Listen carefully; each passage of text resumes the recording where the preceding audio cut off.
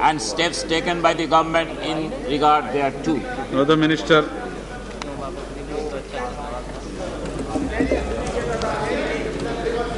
Statement. Sir, the honourable members, of course now one, but the notice has been given by two, have raised two matters of public importance. One, concerning the situation arising out of closure of some of the units of Hindustan Fertilizer Corporation Limited and Fertilizer Corporation of India, and other regarding the non-recovery of the subsidy owed on by certain fertilizers companies.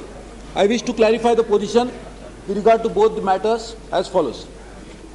Insofar as the Hindustan Fertilizer Corporation Limited and Fertilizer Corporation of India Limited are concerned, both these companies have been declared sick industrial companies by the Board of Industrial and Financial Reconstruction. HFC has units in Durgapur, Barauni and Namrup. In addition, it has unique Haldia fertilizer project which was mechanically completed in November 1979, but due to variety of equipment related problems, obsolete technology and other reasons could never be commissioned. Government had to order suspension of commissioning activities of this plant in October 1986. Almost similar is the status of Food Corporation of India, which has units in Sindri, that's in Bihar, Gorakhpur in Uttar Pradesh, Ramagundam in Andhra Pradesh, Kalkar. Sir, how can I mention? Mr. Akhilesh. No, this is not good. What is this? What you are thinking about the house? And Talchar, Orissa. HFC has only one functional unit in Namrup, while Sindri is the only functional unit of Food Corporation of India. Government had taken a decision to revamp the Namrup project of Hindustan Fertilizer Corporation at an estimated investment of rupees 350 crores and have also sanctioned necessary budgetary provision accordingly.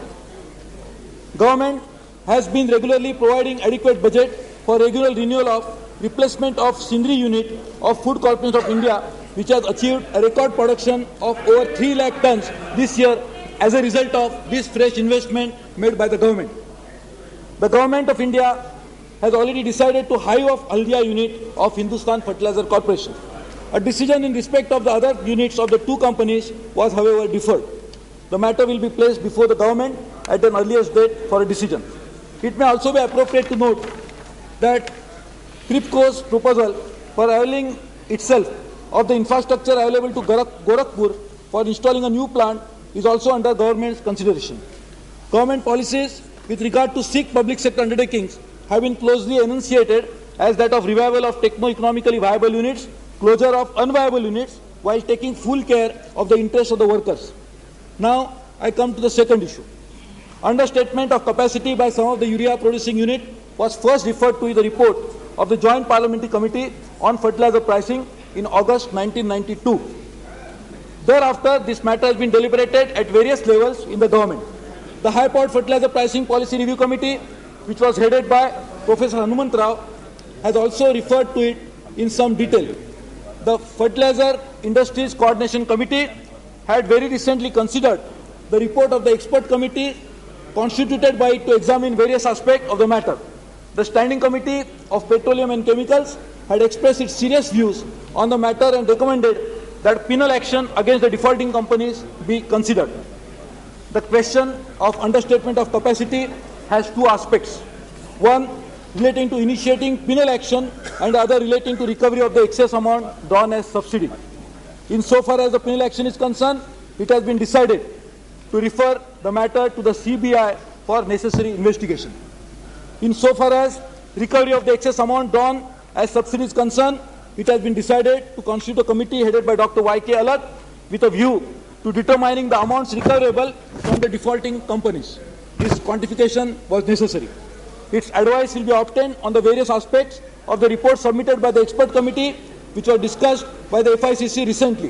While the action deferred to above in both these respects pertain to the past, the government also proposed to take remedial action through a new fertilizer pricing policy, which is at an advanced stage of preparation.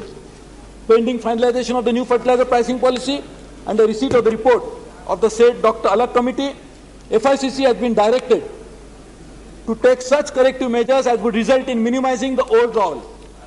Due care will be taken in the new fertilizer policy to ensure that such unintended benefits do not accrue to the industry without in any way affecting indigenous production of urea on a sustained basis with proper returns. Such an approach is necessary to ensure availability of adequate quantity of fertilizers to the Indian farmers at affordable prices and also ensuring continued flow of investment in this sector.